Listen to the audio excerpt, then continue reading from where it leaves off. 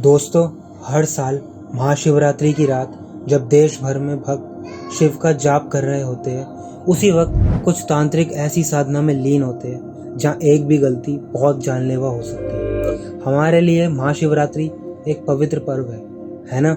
लेकिन कुछ के लिए रात है आत्माओं को जगाने, बलि चढ़ाने और तंत्र से अपार शक्तियों को पाने की। लेकिन 2025 में 26 फरवरी को पड़ने वाली महाशिवरात्रि सिर्फ एक स्पिरिचुअल इवेंट नहीं थी, बल्कि इस साल ये एक भव्य महाकुंभ मेले के साथ मेल खाती है, जो एक बहुत ही रेयर इंसिडेंट है, जो कि सिर्फ हर 144 सालों में एक ही बार होती है। महाशिवरात्रि के पारंपरिक अनुष्ठानों के बारे में तो ज़्यादातर लोग जानते ही हैं, लेकिन इनमें कुछ ऐसे रिचुअल्स है, ऐसी प्रथाएं भी हैं जिनमें से कई तांत्रिक अनुष्ठानों से जुड़ी है, जो कहीं ज़्यादा गहरी है। तो आइए इनमें से कुछ रिचुअल्स और उनमें छिपे हुए डीप मीनिंग को आज की इस वीडियो में करीब से जानते हैं।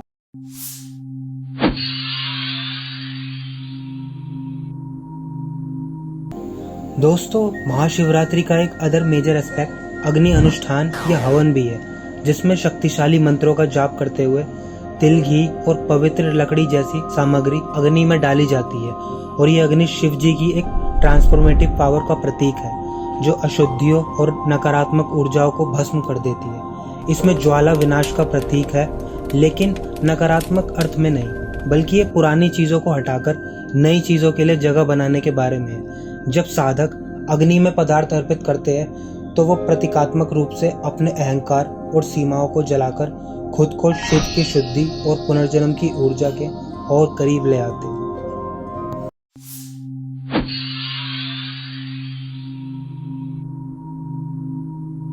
दोस्तों, महाशिवरात्रि के दौरान कुछ साधक मौन साधना भी करते हैं, जिसमें वो कुछ भी नहीं बोलते और पूरी तरह शांत रहते हैं। और अगर इस दौरान उन्हें आपस में बात भी करनी होती है, तो वो सिर्फ इशारों की मदद से एक दूसरे से बात करते हैं। इस मौनी साधना का जो पर्पस होता है, वो मन को शांत करना है। और जब इस दौरान रोजमर्रा के विचारों की चहचहाट शांत हो जाती है, तो साधक इस दौरान एक स्पिरिचुअल एनर्जी के एक गहरे स्तर तक पहुंच सकता है। उनका मानना है कि मौन में वो शिव की ब्रह्मांडीय ऊर्जा के साथ जुड़ सकते हैं और किसी भी तरह के एरोगेंस और ईगो से बच सकते हैं। यहाँ मौन साधना सिर्फ कोई आवाज या ध्वनि नहीं है, बल्कि ये मन और आत्मा को स्थिर करके ईश्वर से जुड़ने का एक तरीका है।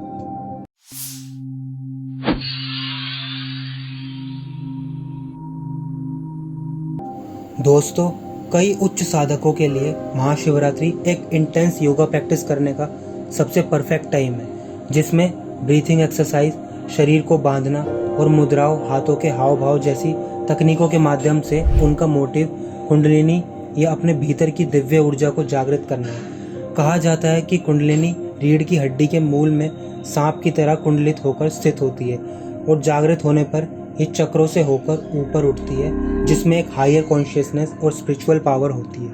महाशिवरात्रि के दौरान योग साधना करने वालों के लिए ये रात शिव की ऊर्जा से जुड़ने और ईश्वर के साथ एक गहरा मिलन का अनुभव करने का एक शक्तिशाली समय है।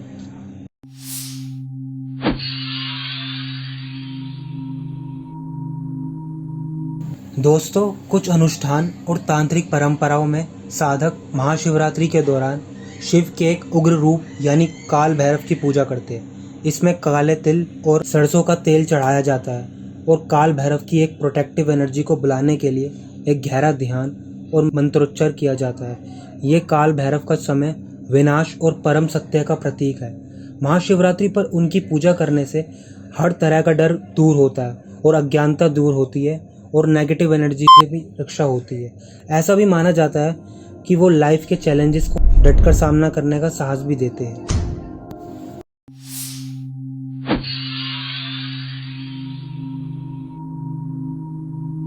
दोस्तों, इस अनुष्ठान में कुछ उच्च कोटि के साधक महाशिवरात्रि की पूरी रात एकाग्रचित होकर अभ्यास करते हैं, जिसमें वो पूरी रात जागते रहते हैं और शिव के ब्रह्मांडीय रूप का ध्यान करते हैं। इस दौरान जागते रहना जागरूकता और सतर्कता का प्रतीक है।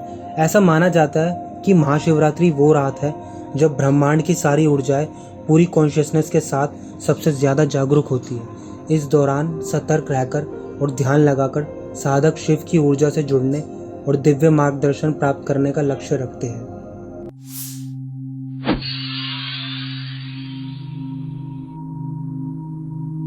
दोस्तों, अघोरी साधु अपने एक्सट्रीम रिचुअल्स के लिए भी जाने जाते हैं जो कई लोगों को चौंकाने वाले लग सकते हैं। महाशिवरात्रि पर अघोरी शिव के भैरव रूप से जुड़ने के लिए एक गहरा अनुष्ठान करते हैं। अक्सर शमशान घाटों में, जहां वो खुद पर भस्म लगाने या पवित्र पदार्थों का सेवन करने जैसी प्रथाओं से अटैच्ड होते हैं। ये रिचुअल अस्तित्व के सबसे एहसास सत्यों जैसे मृत्यु, स्वास्थ्य की खराबी और जीवन की कच्ची प्रकृति को अपनाने के बारे में।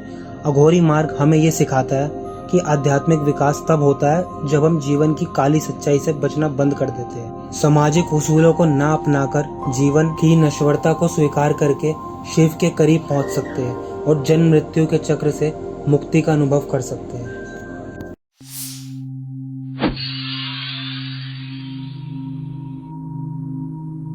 दोस्तों, कुछ रिचुअल्स अघोरी महाशिवरात्रि के दौरान गंगा तट पर, विशेष रूप से वाराणसी के मणिकर्णिका घाट पर ध्यान करते हैं। ये घाट एक पवित्र शमशान स्थल होने के कारण मृत्यु के देवता शिव से एक गहरा संबंध भी रखता है। ये ध्यान जीवन की अस्थिरता और आत्मा को हमेशा के लिए प्रकृति पर केंद्रित करता है। ऐसा माना जाता है कि मणिकर्णिका में ध्यान करने से इंसान परम मुक्तिदाता शिव से जुड़ जाता है, जो कर्मों के बंधनों को तोड़कर मोक्ष प्रदान करते हैं।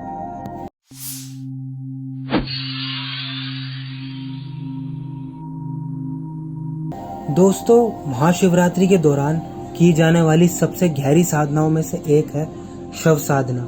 एक ऐसा रिचुअल जिसमें उच्च आध्यात्मिक साधक शव पर या उसके आसपास ध्यान लगाते हैं। यह शमशान घाट जैसी जगहों पर होता है और हालांकि ये थोड़ा बेचैन करने वाला लग सकता है, लेकिन इसका जो मोटिव है वो मौत से डरना नहीं है, बल्कि उसकी ज़रूरत को समझना और स्वीकार करना है। शव साधना का गहरा अर्थ मृत्यु से डर पर विजय प्राप्त करना है। ये एक ऐसा अभ्यास है जो साधकों को अपनी फिजिकल बॉडी और अहंकार के मोह से मुक्त होने में मदद करता है और ये याद दिलाता है कि सब कुछ, जिसमें हम भी शामिल हैं, ये सब टेम्परेरी है, यानी सिर्फ कुछ समय के लिए, और बाकी शिव ही भौतिक शरीर के अंत का प्रतीक है, लेकिन साथ ही परिवर्तन और आध्यात्मिक पुनर्जन्म की शुरुआत का भी। तो आज की वीडियो के लिए बस इतना ही। अगर वीडियो अच्छी लगी हो तो वीडियो को लाइक और नए हैं तो चैनल को सब्सक्राइब जरूर कीजिएगा।